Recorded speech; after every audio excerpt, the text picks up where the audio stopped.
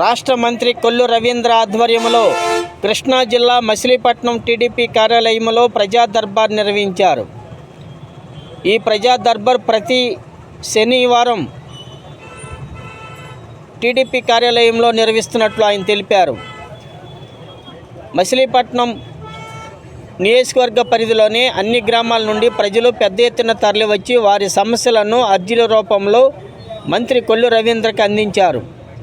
ప్రతి అర్జీపై ఆయన క్షుణ్ణంగా పరిశీలించి సమస్యల పరిష్కారానికి కృషి చేస్తారని హామీ ఇచ్చారు.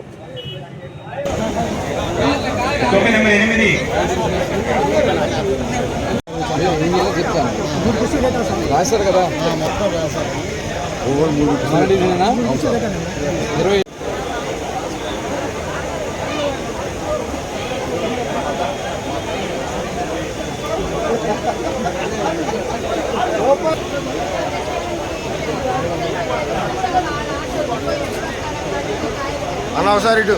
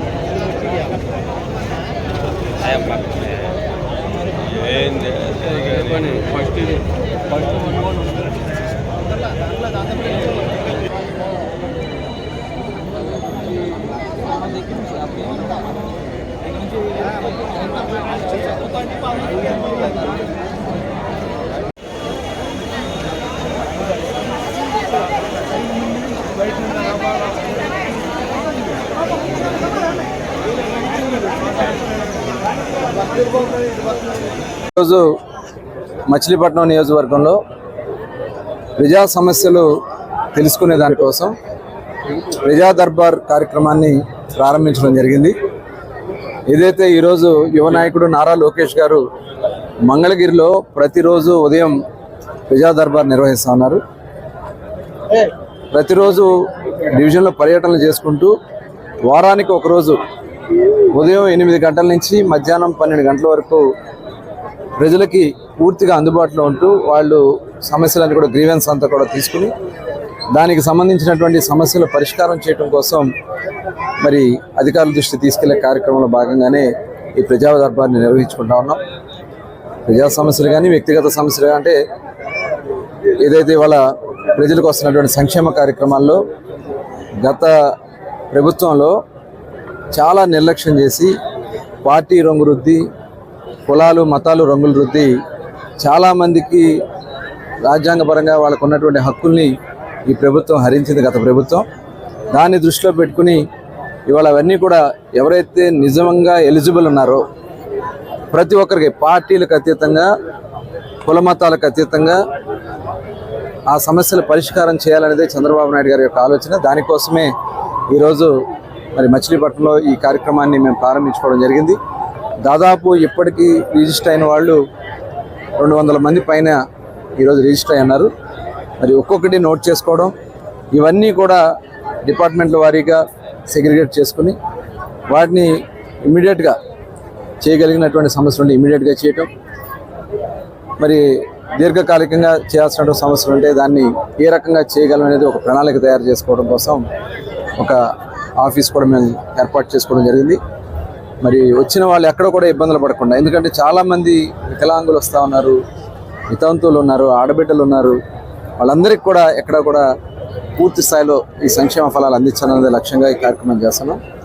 ఇదే కాకుండా రేపు 1వ తారీఖు నుంచి మరి చంద్రబాబు నాయుడు గారు ఎన్టీఆర్ భరోసా కింద ప్రతి ఒక్కరికి 4,000 రూపాయలు పెన్షన్ ఇచ్చే కార్యక్రమాన్ని కూడా ప్రారంభించుకుంటున్నాం. ఏప్రిల్ నుంచి కూడా లెక్క పెట్టుకుని ఏప్రిల్, మే, జూన్ 3 నెలలకు కలిపి 3,000 రూపాయలు ప్లస్ జూలై 4,000 కలిపి 7,000 రూపాయలు రేపు 1వ తారీఖు ఉదయం 6 గంటల నుంచి నేరుగా ఇంటికి తీసుకొచ్చి వారికి స్వయంగా అందించే కార్యక్రమాన్ని కూడా మరి ప్లాన్ చేసుకోవడం జరుగుతుంది. అది కూడా అందించడం జరుగుతుంది. అర్హులైనటువంటి అందరికీ ఇవ్వాలనే లక్ష్యంతో ఈ కార్యక్రమం చేస్తున్నాం.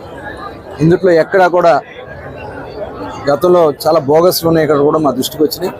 ఇవన్నీ కూడా మేము అరికట్టి ప్రజాధనాన్ని ఎక్కడ కూడా దుర్వినియోగం కాకుండా చేయాలనే లక్ష్యంతోనే ఈ కార్యక్రమం చేస్తున్నాం. ఎందుకంటే గతంలో చూసాం, గత ప్రభుత్వంలో పెన్షన్ని ముఖ్యమంత్రి జగన్మోహన్ రెడ్డి గారు, మరి చంద్రబాబు నాయుడు గారు, అలాగే ఎన్టీ రామారావు గారు 75 రూపాయలతో పెన్షన్, 35 రూపాయలతో పెన్షన్ స్టార్ట్ చేశారు. దాన్ని 75 రూపాయలు చేస్తే తర్వాత 200 ఉన్న పెన్షన్ని 2000 రూపాయలు చేసింది కూడా చంద్రబాబు నాయుడు గారు. 2000 రూపాయల పెన్షన్ 3000 రూపాయలు చేస్తానని చెప్పి ప్రజల్ని మోసం చేశాడు జగన్మోహన్ రెడ్డి గారు. వచ్చిన వెంటనే చేస్తానని, తర్వాత దశల వారీగా అని చెప్పి మరి సంవత్సరానికి 250 రూపాయలు పెంచుతానని చెప్పి 5 సంవత్సరాల పాటు ప్రజలను మోసం చేశారు. దాదాపు 30,000 రూపాయలు వాళ్ళు, ప్రతి ఒక్క పెన్షన్దారుడు 30,000 రూపాయలు వాళ్ళు జగన్మోహన్ రెడ్డి వల్ల నష్టపోయారు. ఇవాళ ఈ ప్రభుత్వం వచ్చిన వెంటనే చంద్రబాబు నాయుడు గారు ఇచ్చినటువంటి హామీ ప్రకారం 4,000 రూపాయలు ఇవాళ మేము పెన్షన్ ఇవ్వడం అనేది ఇవాళ ఇది ఒక, ఎందుకంటే అవ్వాతాతలు ఎవరైతే వృద్ధులు ఉన్నారో, వితంతులు ఉన్నారో, వికలాంగులు ఉన్నారో, 100% ఉన్నటువంటి వికలాంగులకు కూడా ఇవాళ 15,000 రూపాయలు. ఇవన్నీ కూడా మేము చేసుకుని ముందుకెళ్ళబోతున్నాం. మరి ప్రజలకి న్యాయం చేయాలి, ఈ రాష్ట్రంలో స్వచ్ఛమైన పరిపాలన అందించాలనేది లక్ష్యంగా పనిచేస్తున్నాం. మరి ప్రజా దర్బారులో ప్రతి వారం ఇది నడుస్తుంది. ప్రతి ఒక్కరు కూడా దీంట్లో భాగస్వాములే. మన నియోజకవర్గాన్ని అభివృద్ధి సంక్షేమ బాటలో నడవాలని ప్రతి ఒక్కరిని కూడా కోరుకుంటూ అందరికీ నమస్కారాలు.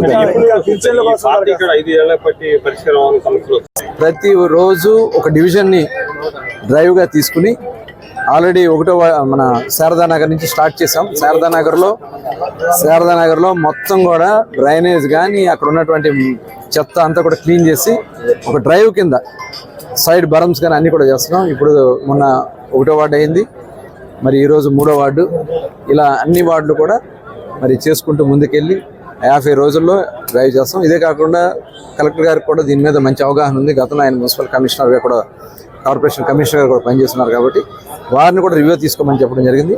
అవన్నీ కూడా తీసుకున్నారు. దాంతోపాటు ఇమ్మీడియట్గా మనం చేపట్టగలిసినటువంటి సెంట్రల్ గవర్నమెంట్ స్కీమ్స్ కానీ, స్టేట్ గవర్నమెంట్ స్కీమ్స్ కానీ, అమృత్ కానీ ఇలాంటివన్నీ కూడా ఉన్నాయి. ఎందుకంటే లాస్ట్ గవర్నమెంట్లో 58 కోట్లకు సంబంధించినటువంటి ప్రపోజల్స్ సెంట్రల్ గవర్నమెంట్ నుంచి వస్తే రాష్ట్ర ప్రభుత్వం నుంచి వాళ్ళకి కనీసం డిపిఆర్ తయారు చేయడానికి కానీ, వాళ్ళకి ప్రపోజల్ని ఆమోదించడం కానీ ఎక్కడా కూడా కౌన్సిల్లో చేయలే. చాలా దుర్మార్గంగా చేశారు. ఎందుకంటే మరి ఎందుకు వాళ్ళ ఉద్దేశాలు ఏంటో కూడా అర్థం కానటువంటి పరిస్థితి. ముడా నుంచి డబ్బులు తీసుకొచ్చి ముడా డబ్బులు కూడా కాంట్రాక్టర్లకు బిల్లులు చెల్లించారు, కానీ క్వాలిటీ ఎంత జరిగింది ఏంటది కూడా ఎక్కడ చూపించలేదు. ఇలాంటివన్నీ కూడా ఉన్నాయి. మొత్తం బయట తీస్తాం. ఎవరిని కూడా అధికారులు ఆల్రెడీ ప్రక్షాళన స్టార్ట్ అయింది. ఒక్కొక్క అధికారుల మీద చట్టపరంగా వాళ్ళ మీద చర్యలు తీసుకున్నాం. ఇంకా చాలా మంది ఉన్నారు, వాళ్ళ మీద కూడా చర్యలు తీసుకుని స్వచ్ఛమైన పరిపాలన అందించుకుంటాం.